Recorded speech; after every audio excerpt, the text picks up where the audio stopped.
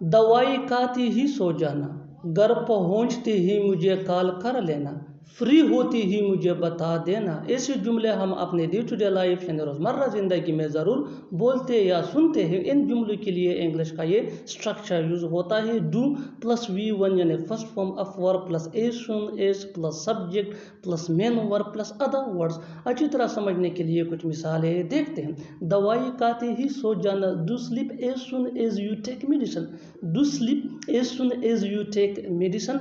घर पहुंचते ही मुझे कॉल कर लेना, do call me as soon as you reach home, do call me as soon as you reach home. Free होती ही मुझे बता देना, do tell me as soon as you free, do tell me as soon as you free. बिल्कुल हम इस फार्मूले इस स्ट्रक्चर को स्टेप बाय स्टेप फॉलो कर रहे हैं।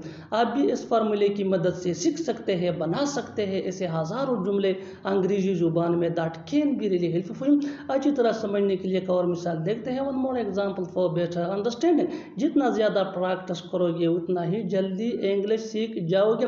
पैसे मिलते ही मुझे बता देना, पैसे मिलते ही मुझे बता देना, do let me as soon as you get money, do let me as soon as you get money. और आखिर में ये सेंटेंस आपके लिए कमेंट सेक्शन में इसका जवाब ज़रूर देना, उसके आते ही तुम चले जाना, उसके आते ही तुम चले जाना। Subscribe to English PS for more advance English sentence structure.